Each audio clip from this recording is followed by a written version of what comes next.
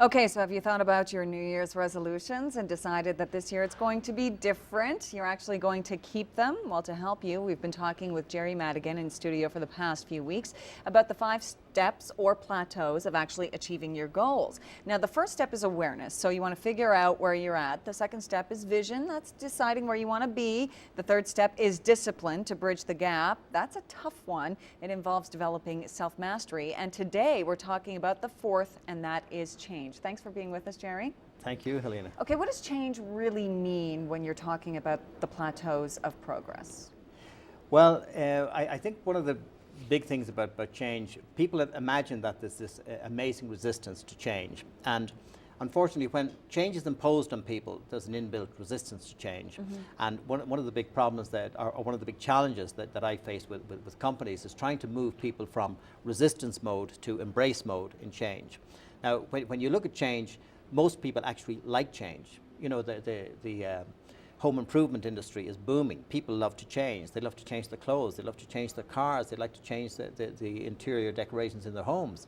But when it comes to changing certain things about their behaviors, they have this little bit of resistance because, gosh, you know, this is going to take a lot of effort to change this. And the secret in change is understanding that if the why is strong enough, the how becomes easier. So we're going back to the vision. If the reason and the purpose for the change is really strong, well, then you'll go all out to do it. The typical example would be somebody who's maybe overweight, and they keep saying, yeah, I'm going to change, I'm going to change. Oh no, one day I'm really going to lose all this weight. And then suddenly they get a heart attack. And then the change, wow, it's different. And they really want to change. They really need to exercise this change in their lives. Okay, habit. I like this. This is really important, I think, for a lot of people. The chains of habit are too weak to be felt until they're too strong to be broken. Yeah. You don't notice it. They sort of creep up on you, don't they? These habits, you suddenly you do it one day and then another day. And it's a little bit like the 28-day test. You know, if you're doing something bad for so many days, well, it develops into a habit. But if you do something good and positive for so many days, it develops into a good habit. And one of the things is changing some of these bad habits, eliminating them and replacing them with good habits. But the real thing about change is understanding that to live is to change. There is no status quo. You either progress or you regress. Nothing remains the same. So you have to make a choice. Growth is optional. Change is inevitable. So the change is going to happen in your life. Change is going to happen in your environment. Change is going to happen in jobs and relationships. That's inevitable. But whether you grow from that experience, that's up to you. And part of the workshop that I do is moving people from this resistance mode to embrace mode and getting them to understand a few things. First of all, to recognize when the need for change is. The second thing is having the capacity to actually implement that change, knowing how to do it. And the third thing is having the courage to do it. And very often people don't have the courage. They don't have the courage to actually make that change. And part of this whole plateaus of progress is building up to developing this capacity to not only have the courage, have the capacity, and being able to recognize the need for change. A big thing is obstacles, and let's talk about the board because we're running out of time here. And this is something I'm going to try to do. So speak to me about the board and what this represents. Well, it's just the board, it's a wooden board, and by using a simple karate skill, you can actually break through the wooden board. But the board represents the issues that you have to resolve in life, the obstacles you have to overcome, or the barriers you have to break through.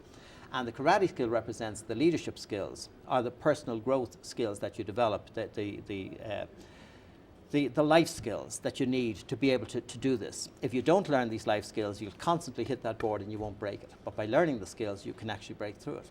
All right, we're going to try this, right? Okay, let's try it. Okay, just so you know, this is the first time I've ever really tried this. Now, we went through a little bit of a practice run earlier just so that I wouldn't hurt myself. But what do I need to do? Walk me through this, Jerry. Yeah, just your stance is right so that your hips, all the movement has to come in the hips. The hips have to move so that when you lunge into it, all the power comes from the hips. From the body. As you connect. Okay. And it's focus. It's the belief that you can do it. It's the coordination. It's the concentration. These are many principles, leadership principles. But actually, when they all come together to break through the board, you see the impact and the practical application of them. Normally you would have to teach somebody for about a half an hour how to do this, or even an hour. So I haven't had much training, so I'm going to try to do this. But really, what do I want to focus on? The center, and what should be in my thoughts? The thought is that you're going to break through the board. You're not going to hit the board. Like obstacles in life, don't just hit the obstacle. Go through the obstacle, resolve the issue, go all the way through. Okay.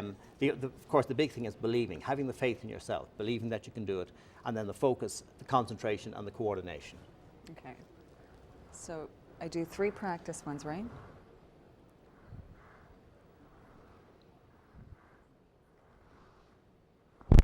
Wow.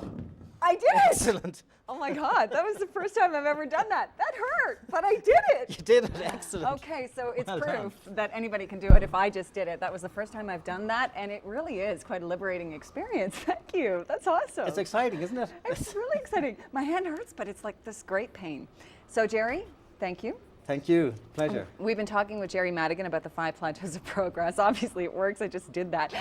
For free tips, you can contact him at 225-3880 or online at madiganmanagement.com. So next week we talk about the final plateau, and that is commitment.